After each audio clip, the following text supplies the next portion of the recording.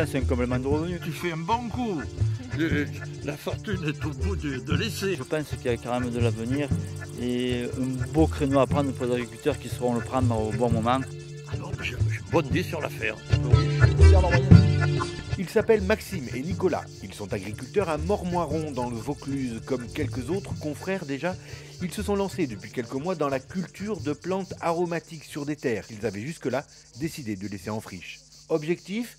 Se garantir un complément de revenus non négligeable, une source financière d'avenir. Il faut savoir que dans le terroir, ici, il y a des centaines d'hectares d'abandonnés, carrément.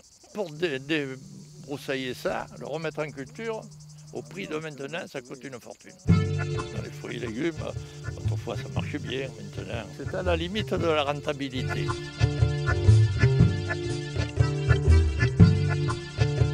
Le but, c'est de savoir si ici, dans ce terroir, l'estragon, les lavandes, le thym, les crises poussent bien.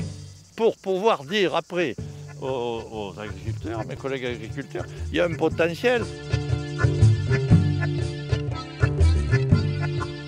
Je le vois honnêtement que comme un complément de revenu.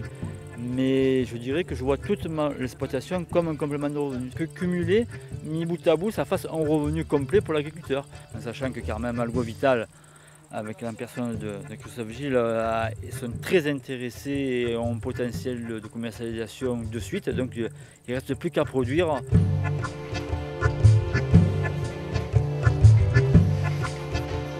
Piloté par le comité du bassin d'emploi du Pays du Ventoux et du Comtat venessin, ce projet de replanter des plantes aromatiques sur des terres en friche est né dans l'esprit d'un homme, Christophe Gilles.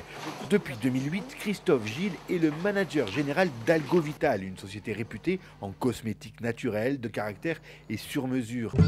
Une entreprise d'une trentaine de salariés implantée à Mormoiron qui garantit aux agriculteurs locaux l'achat de leurs plantes aromatiques. Avoir une entité industrielle ultra moderne, ultra rentable au milieu d'un désert social, aucun intérêt.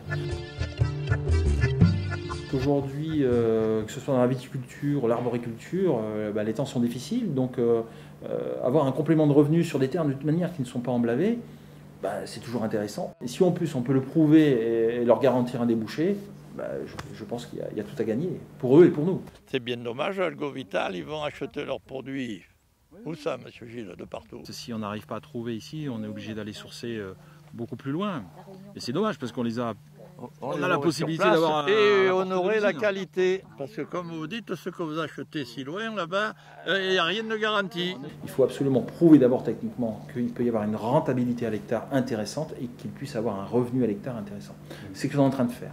On a emblavé des parcelles d'essai avec des plantes aromatiques cette année, avec des bons résultats. Il n'y a pas tout qui a bien poussé, quoi. Mais là,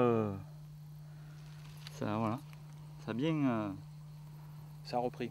Ouais, ça prend, quoi. Ça va payer. Je suis plus confiant que Maxime, où lui il dit qu'on va voir. Moi, je suis sûr que ça va marcher. Ouais. Et les plantes, pratiquement, n'ont pas été arrosées. Ils sont bien. On a eu un coefficient de redémarrage important. Donc c'est très encourageant. Voilà. Pour mener ce projet à bien, les agriculteurs se sont réunis en association pour s'entraider humainement, matériellement et surtout pour limiter leur charge de travail supplémentaire.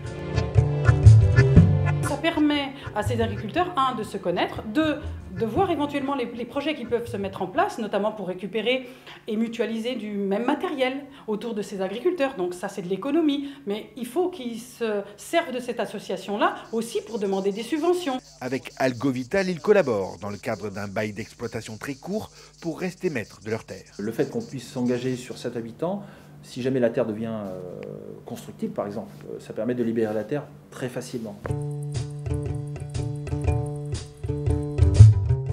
Les plantes aromatiques ont des pouvoirs qu'il ne faut pas laisser de côté. C'est l'Artemisia dragunculus, le petit dragon, et qui est antispasmodique. Donc pour tout ce qui est spasme, colique, voilà, c'est l'estragon.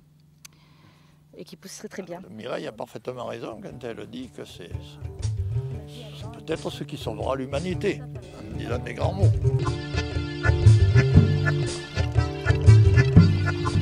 ce projet vous intéresse, vous êtes un agriculteur du Vaucluse, vous espérez un complément de revenus garanti, vous voulez donner une nouvelle jeunesse à vos terres en friche, contactez le comité de bassin d'emploi du pays Ventoux Comtat Venessin ou la société Algo Vital.